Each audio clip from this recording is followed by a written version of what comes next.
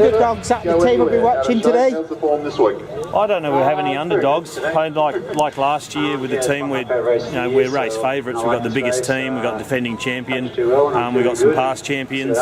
No underdogs, but I think there's some guys that maybe people don't expect that are capable of winning.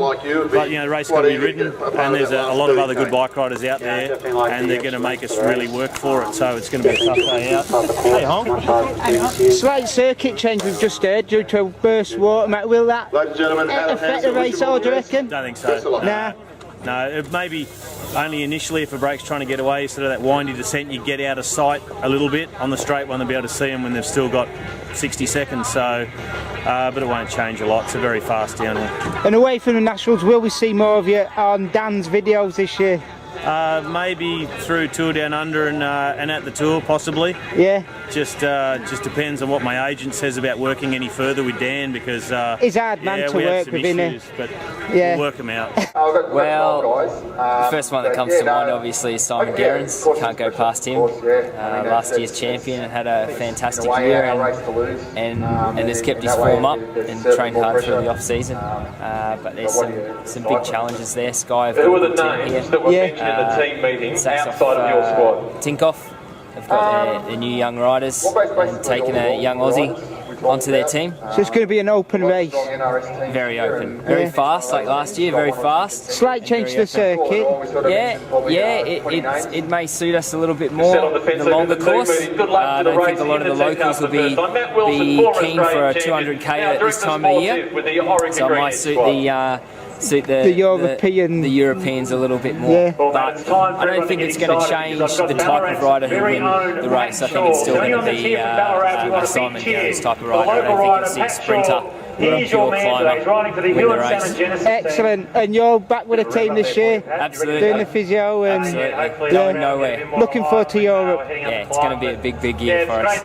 I think it's going to be a pretty open race. There's 15 Green Edge guys. Garmin have got 5 guys, and I think Rabobank have got 3 guys. So I don't think it's going to be a complete domination by Green Edge, but they're definitely out to win the bike race, and it would be definitely a failure if they don't win. So I'm going for a bit of an outsider in Michael Matthews. Any underdogs? Underdog teams? I think obviously Sky as well with Richie. Yeah. And I think maybe people haven't really recognised his Matthew Lloyd. He had an awesome ride here last year, and there's no reason why he can't. 200k around this circuit is pretty brutal. So I think it's hard to predict this race for sure. Pretty much the same thing as what Kelvin said. I think Matty Lloyd for the dark horse out there on his own. 200k, he'll be just getting warmed up by the end of it. Okay, and yesterday, after the Herald Sun win, how were the legs? The legs were good. Obviously, we were marked men out there yesterday, but in reality, we missed the early break, and that was the break that stayed away and won. So it was pretty disappointing. Yeah. But you can look back on the Herald Sun and think, not a bad start to the season. So I was obviously really happy with winning the Herald Sun Tour, but I wanted to have a good race yesterday, but it didn't really work out in the end, and that's bike racing. You can't win every race you enter, so just got to move forward now and look to racing in Europe. So you're heading to Europe. What you got lined up over there? Yeah, Pat and myself are heading to Europe on the 28th, and we'll race in the amateurs in Italy. Yeah. That should be good. Because you've just signed for an Italian team, is that right? Yeah. Me and Kelvin both ended up in the same one. The Italian team I'd signed with fall through. Yeah. But it worked out very nicely because now I'm in the same amateur team as Cal, racing with Hopeless, so that should be really good. Looking forward to a bit of an experience and hopefully learn some Italian. A few predictions. Get back to the top step of the podium. First, I think it's going to be one of the hardest national championships that's been around for a while. I predict it's going to be one from the breakaway. Yeah. And it's going to be one of our guys. That's confidence there. Because it's a massive, strong team. Yeah. We've got 12 guys, and we've got 5 or 6 guys going really well. I'm quietly confident, but there's a lot of strong NRS guys that got Sun Tour under their belts this year. And it's amazing how strong the scene is over at national level. Yeah, especially this year with them having the Sun Tour as well to sort of build up. You know, they're going to have some good form. What's he going to so it's just a matter of picking the right moves and selecting the right guys to go away with. So okay, right, away from today's race, are we going to see you on camera a bit more? You're going to try and knock Robbie off? Nah. Expect to see you in the big chain. I'm not as comfortable in front of the camera as Robbie is, so I'm quite happy that Robbie to have that. Are you happy in your role now, right, being away from the racing team, a rider I should say, and moving into the role that you've got now? Are you happy with it? Are you, how different is it? Really happy with it. I'm really enjoying it.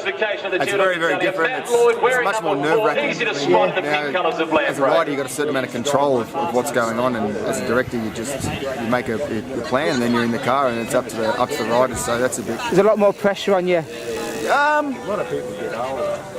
Different pressure, I guess. You know, as a cyclist, you've got to be in good condition. That's the pressure you have to. As a director, it's not fucking things up. You know. Yeah. There's a lot of different things that go into it, and it all has to run pretty smooth. Now, are you learning to drive like a director then? With one knee on the wheel, 2 hands out the window. I don't know yet. I'm not driven. No. And Robbie's going to drive today, so down under will be my first attempt behind the wheel. Right outside of you, who's the top 3 today? You on the top spot. Well, it'll be a step up in terms of promoting. Shoddy interviews. Hey. So I always look forward to it. Robbie's just been bagging you out. I shouldn't have said anything, but it's not surprising. He said his agent. He's got to wonder if he's allowed to work with you this year due to last year's Well, events. I thought we had a level of confidentiality going with what happened at the tour last year, so I'll also be contacting not my agent but my lawyer in case there's a defamation case, because it's just disappointing, you know. Because on screen it comes across that we get along really well. Obviously there's issues off the screen, but prima donna. Yeah, exactly. So I'll follow that one up, mate. Your vids this year, backstage passes, what can we expect from you? Well, you've already seen a bit of slow-mo action, but same sort of thing. We've got a new series, Oracle Greenwich Top 5, so it's a mix of riders giving expert tips. Durbo, we filmed it the other day, gives you some time trialling tips. Turbo, but most of all it's just keep the personalities going, keep it fun and entertaining, so yeah. So I hope to catch up with you later on in the year, but for today, top 5 then? Top 5, I reckon Cam Meyer, Michael Matthews, Trav Meyer's coming into some good form, Durbo might pull in a few surprises, Clark, and then of course Garrow. So that's more than the top 5. But Cam Meyer. Well, let's see if you're right, Dan.